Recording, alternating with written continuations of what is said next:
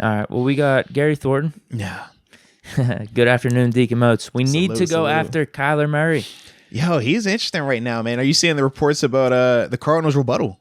Yeah, they scrubbed everything outside of a couple Kyler Murray picks. And then they said maturity and leadership issues. What? Yeah. Who said this? That's coming from the Cardinals camp in terms of what they're saying. Like they didn't officially tweet that out, obviously. No, they didn't tweet it, but they're saying like that's part of... These are beat reporters and stuff. Yeah, but that's part of the in terms of the like what's going on with the contracts and stuff like that. In terms of why it's going to continue to be turmoil, is because the team feels like he has leadership and maturity issues. They're saying that he points the fingers at players when things are when they're having issues. Now, like I said, I'm not internal over there. I'm nowhere near boots on the ground like we are here in Pittsburgh. You got the connects, not like that. If this is Buffalo, this is Pittsburgh, it's different.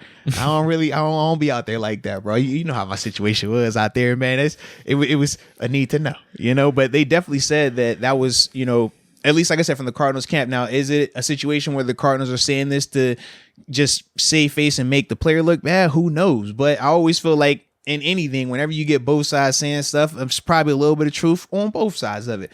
Just from personal experience, when I thought about the AB, Big Ben, and Coach T situation, I was like, you know what? All y'all said some crazy stuff.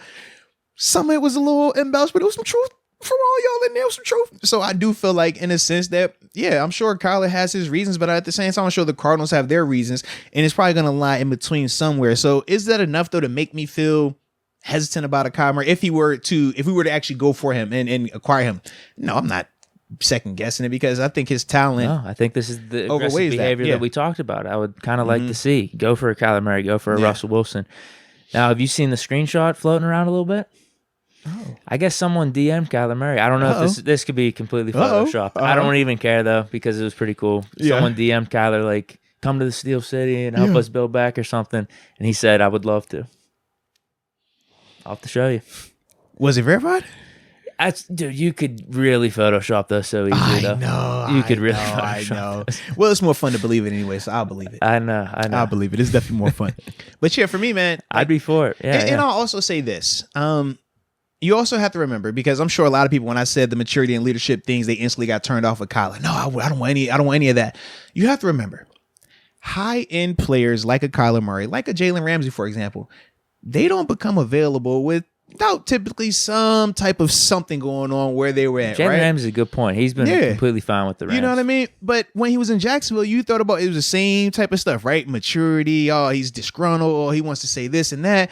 And it's like, man, at the end of the day, guys just want to win and get paid, So it's like, yeah, they're going to be upset when they're losing. Yeah, they're going to be upset when they don't feel like they're getting paid to the level that they feel like they've earned. But when you do accommodate them and take care of them, 9 times out of 10, outside of, these outlier guys, typically, they fall in line and they, handle it the way they're supposed to. I mean, Richard Sherman's another guy, right? Richard Sherman, think about, big personality, big talker and all this other stuff. We didn't hear a ton of that when he was in San Fran. We didn't hear a ton of that even when he went down to Tampa. It's like, guys just want to be in situations where they feel like they can thrive, where they feel like they're appreciated and they feel like, they're respected. Yeah. And at times when you are a draft pick and you've built your way up from bottom to the face of a franchise or a perennial all-pro high-end guy or whatever, sometimes because you're homegrown, they still think of you as the younger player, the player that they had to groom, the player that they didn't really, respect to the same extent. And to, it's kind of like they forget to evolve with you as you're evolving.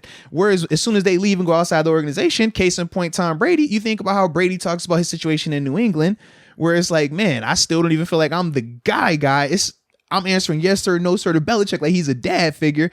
Then you go down to Tampa and it's like, no, we respect you.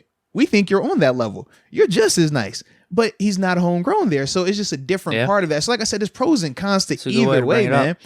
And especially you have Kingsbury, who like handpicked him. Yeah. Almost felt like an AAU type of move at the time. Yeah, like I want to start my team and that's the guy I want. That's going to be my main player though. Yeah, I wonder how much Kingsbury's thinking like, man, this is my offense tailored specifically for you. Yeah. Like I could get another dude just like this. You know what I mean? It's more of the system. I could see maybe some of that going on. Right. Whereas then if a guy like Kyler were to come to us, we would never approach him on some, we created this offense. You just here to, you know what I mean? It's like, no, man. It's like, no, we appreciate Canada, what you get mean. Your freaking act together. Like seriously, like that's how it would be. Yeah. So like when I think of that, I'm like, no, that is a part of it. So I'm really just saying it to say, don't get turned off by these reports coming from the Cardinals about maturity of leadership, because like I said, when it's homegrown, sometimes, man, the organization, they just don't always evolve with you.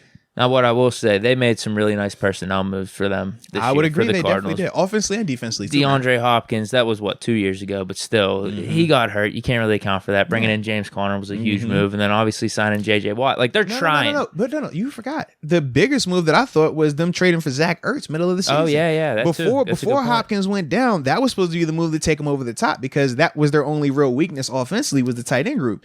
It just so happened that when Zach Ertz came a week or two later, that's when Hopkins went down. But you could see even they were trying to follow the Rams method. It's funny, when you think about them, especially being in the same division as well, it's like, man, all right. So even they think that this method can work in terms of being aggressive. Too. Yeah. Was it Rondale Moore, right? Absolutely, man. And he was supposed to be good. Now, I think, based on everything we're talking about right here, it's got to lean more money.